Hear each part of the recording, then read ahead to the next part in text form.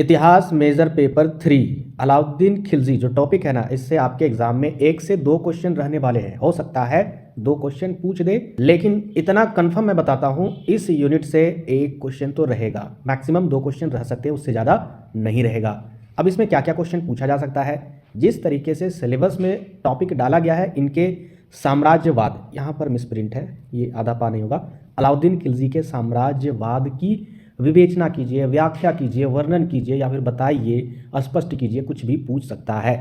तो साम्राज्यवाद का मतलब क्या होता है, पहले क्वेश्चन को समझिए, क्योंकि ये क्वेश्चन अगर जब भी पूछता है ना, बहुत सारे स्टूडेंट क्या करते हैं, साम्राज्यवाद है, अच्छा इन्होंने भारत में कौन कौन से राज्यों को जीता उसको लिख देते हैं।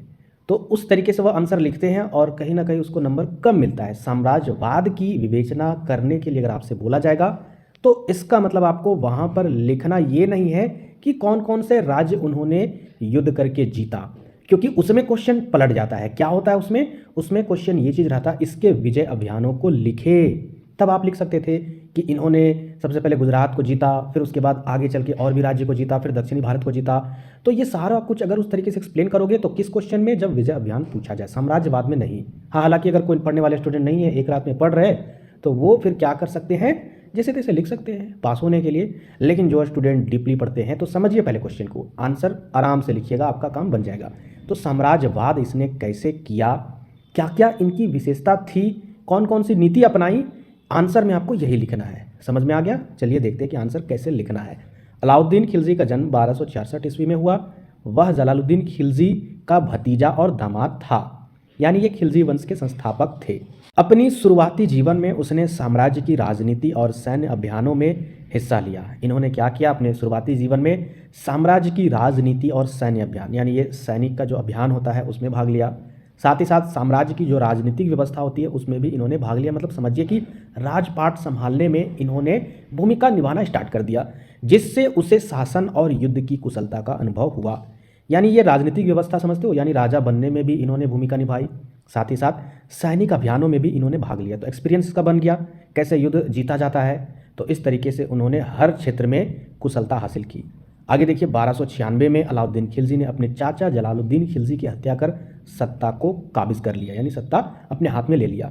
उन्होंने अपनी सैन्य और प्रशासनिक नीतियों के माध्यम से, यानी अपनी सेना की मदद से और अपने प्रशासनिक नीति, जो भी इनके माइंड में दिमाग चलता था कि कैसे हम अपने साम्राज्य को आगे बढ़ाएंगे, उस नीतियों के माध्यम से दिल्ली सल्तनत का क्षेत्रीय विस्तार किया और इसे एक सुदृढ़ साम्राज्य में बदल दिया।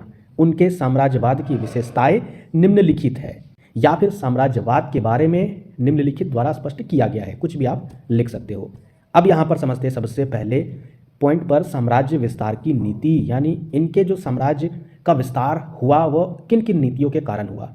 नीति का मतलब होता है इन्होंने किया क्या, दिमाग लगाया या फिर युद्ध किया, कुछ भी किया होगा ना, तब ना इनका साम्राज्य आगे बढ़ा, तो उसी को नीति बोला गया। नीति मतलब प्लान, प्लानिंग क्या था इनका। तो अलाउद्दीन खिलजी ने साम्राज्य विस्तार को अपने शासन का मुख्य उद्देश्य बनाया। उन्होंने उत्तरी भारत के कई क्षेत्रों को अपने अधीन कर लिया। सबसे पहले इन्होंने उत्तरी भारत को अपने कब्जे में लिया, अपने क्षेत्र में लिया, जैसे कि मालवा, गुजरात, रंथभौर, चित्तौड़ और जलौर जैसे क्षेत्रों को जीतकर दिल्ली सल्तनत का क्षेत्रफल इन्होंने बढ़ाया, यानी अपने क्षेत्र का विस्तार किया इन सभी क्षेत्रों को जीतकर। उनके दक्षिण भारत के अभियान फिर इन्होंने कहाँ स्टार्ट किया, उत्तरी भारत के बाद दक्षिणी एरिया में, दक्षिण भारत में। और उनके दक्षिण भारत के अभियान जो उनके सेनापति मलिक कफूर ने, यानी इनके नेतृत्व में ही, इनके जो सेनापति थे मलिक काफूर ने संभाली थी दक्षिणी एरिया में युद्ध के लिए या फिर साम्राज्यवाद करने के लिए इन्होंने संचालित किए। इन अभियानों में देवगिरी, वारंगल, होयसला और मदुरै जैसे क्षेत्र को दिल्ली सल्तनत के अधीन लाया। यानी दक्षिणी भारत के एरिया में खिलजी का जो सेनापति था उसके नेतृत्व, यानी मलिक काफूर के नेतृत्व में दक्षिणी भारत के इन एरिया को भी अपने अधीन कर लिया। दूसरे नंबर पर अब यहाँ पर देखते हैं मंगोल आक्रमण का सामना और साम्राज्य की सुरक्षा। ये भी साम्राज्यवाद की कहीं ना कहीं एक विशेषता है, क्योंकि अगर मंगोल आक्रमण कर देता तो इनका जो साम्राज्य है वो आगे नहीं बढ़ता, ये युद्ध में अगर जीत जाते तो ये भी पॉइंट्स बनता है। तो अलाउद्दीन खिलजी के समय मंगोल आक्रमणों का खतरा बढ़ गया था। उन्होंने मंगोल आक्रमण का सफलतापूर्वक सामना किया और अपनी सीमाओं को सुरक्षित रखा। मंगोलों को हराने के लिए उन्होंने उत्तरी पश्चिमी सीमाओं पर मजबूत किलेबंदी करवाई।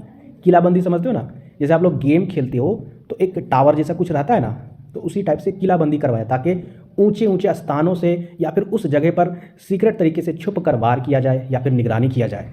तो उस तरीके से इन्होंने किलेबंदी करवाई। मंगोल की हार ने दिल्ली सल्तनत को सुरक्षित और स्थिर बना दिया और इस प्रकार से मंगोल को हार का सामना करना पड़ा और इनका जो सल्तनत था वह सुरक्षित हो गया, जिससे साम्राज्यवाद की नीति को और बल मिला, ताकत मिला। आगे देखिए तीसरे नंबर पॉइंट, मध्य एशिया से संपर्क और व्यापारिक साम्राज्यवाद।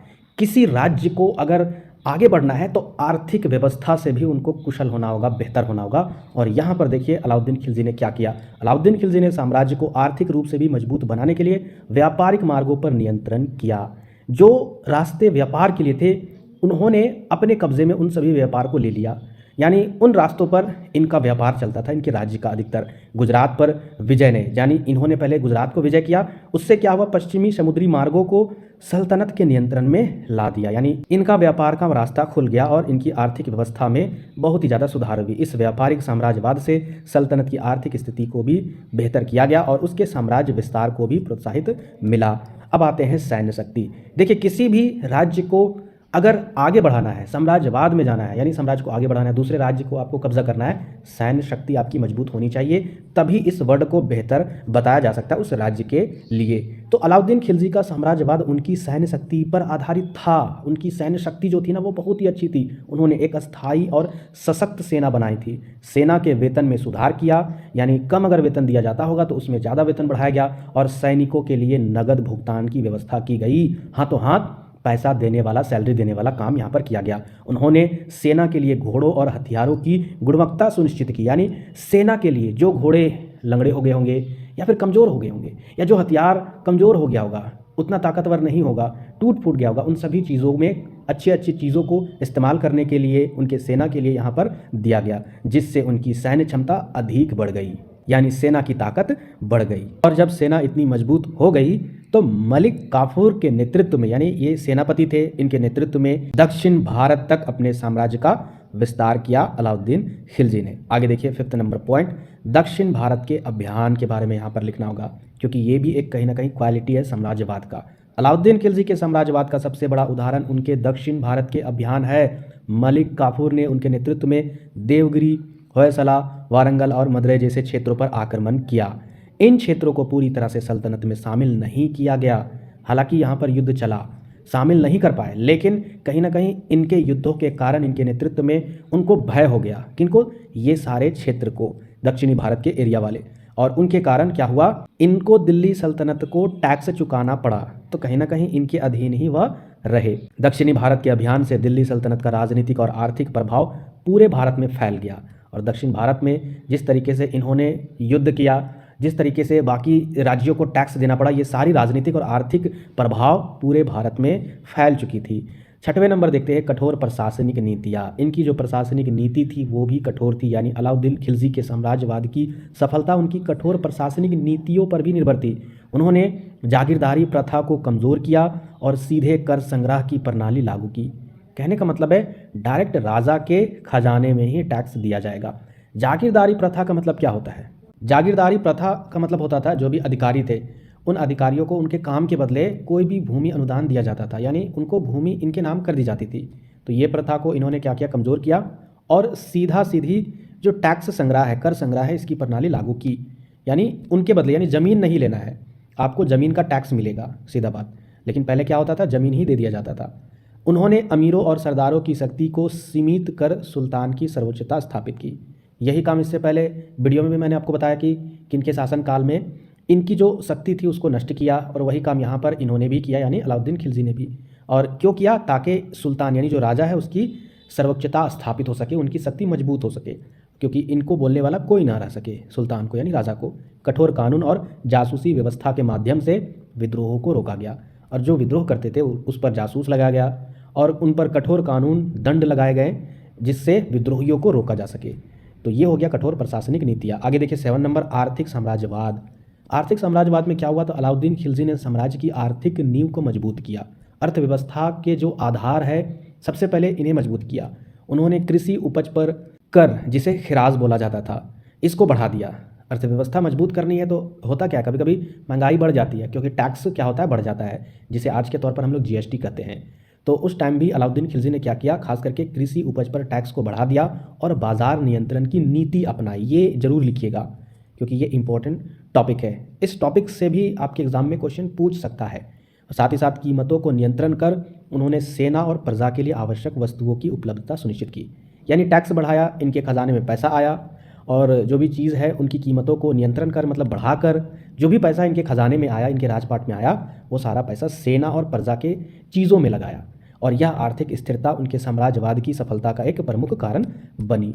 अब आते हैं 8 नंबर, धार्मिक और सांस्कृतिक साम्राज्यवाद, क्योंकि ये भी साम्राज्यवाद का एक हिस्सा है, एक विशेषता है। अलाउद्दीन खिलजी ने धार्मिक और सांस्कृतिक विविधता का उपयोग अपने साम्राज्यवाद को बढ़ावा देने के लिए किया। विविधता मतलब अलग अलग जो धर्म के लोग थे उनको यहाँ पर प्रोत्साहन दिया। ये नहीं कि ये अपने धर्म के ही लोगों को सपोर्ट करते थे।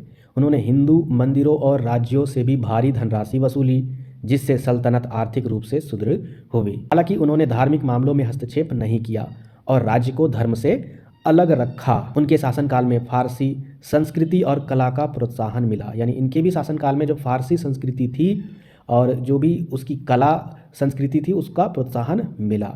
आगे देखते हैं नेक्स्ट आपका 9 नंबर, विद्रोहों का दमन और साम्राज्य की स्थिरता। अलाउद्दीन खिलजी ने अपने साम्राज्यवाद को सफल बनाने के लिए विद्रोहों का कठोरता से दमन किया। यानी जो विद्रोह करते थे उसको अपनी ताकत के आधार पर, सैन्य शक्ति के आधार पर दबाते थे। जो भी विद्रोह करते थे उन्होंने अमीरों और सरदारों की शक्ति को कमज़ोर किया और सुल्तान के प्रति पूरी वफादारी सुनिश्चित की। उनके कठोर अनुशासन और लौह नीति ने सुल्तान को आंतरिक विद्रोह से मुक्त रखा। उनके राज्य के अंदर में कोई भी विद्रोह नहीं करता था, जिस तरीके से उनकी नीतियाँ थी, कठोर नीति। आगे देखिए 10 नंबर, साम्राज्यवाद की सीमाएं। हालांकि अलाउद्दीन खिलजी का साम्राज्यवाद सफल रहा, लेकिन इसके कुछ सीमाएं भी थी। उनके दक्षिण भारत के अभियान केवल आर्थिक लाभ के लिए थे। यानी जो दक्षिणी भारत में इन्होंने साम्राज्य का विस्तार किया ना, वो खास करके आर्थिक लाभ के लिए इन्होंने किया था। इन क्षेत्रों को सीधे सल्तनत में शामिल नहीं किया, जैसा कि मैंने आपको पिछले वाले पॉइंट्स में मैंने बताया, अभी डिस्कस किया। उनकी मृत्यु के बाद उनकी कठोर नीतियों को उनके उत्तराधिकारियों ने नहीं अपनाया, जिससे साम्राज्य कमज़ोर हो गया। तो बस यही है इनकी साम्राज्यवाद की सीमाएं। और लास्ट में आपको निष्कर्ष लिख देना है, अलाउद्दीन खिलजी का साम्राज्यवाद सैन्य शक्ति, आर्थिक सुधारों और कठोर प्रशासनिक नीतियों पर आधारित था। उन्होंने दिल्ली सल्तनत का विस्तार कर इसे भारत के एक बड़े हिस्से पर हावी किया। उनके साम्राज्यवाद ने सल्तनत को एक मजबूत और स्थिर राज्य में बदल दिया, जो उनकी मृत्यु के बाद भी कुछ समय तक टिकाऊ रहा। उनकी दूरदर्शिता और सैन्य कौशल उन्हें भारत के महानतम शासकों में से एक बनाते हैं। आप निष्कर्ष में चाहो तो ये लिख सकते हो, नहीं तो आप अपनी मर्जी से कुछ भी डाल दीजिएगा, लेकिन निष्कर्ष छोड़िएगा मत। अब थोड़ा सा यहाँ पर आपको हाईलाइट दिखा देना चाहता हूँ कि अलाउद्दीन खिलजी ने किन किन राज्यों को कब पराजित करके उनको अपने कब्जे में लिया था या फिर वहाँ पर युद्ध लड़ी थी। गुजरात 1299 में, इसके बाद रणथंभौर 1301 में, चित्तौड़ 1303 में, मालवा 1305 में, जालौर 1311 में, इसके बाद देखिए नेक्स्ट आपका देवगिरी 1308 में, वारंगल 1310 में, उसके बाद होयसला राज्य 1311 में, इसके बाद मदुरै यानी पांड्य राज्य 1311 में। इन राज्यों को इन्होंने क्या किया था, अपने कब्जे में लिया था। हालांकि दक्षिणी एरिया को अपने कब्जे में नहीं लिया था, लेकिन अपने अधीन कर दिया था। यानी वो टैक्स चुकाते थे, पे करते थे।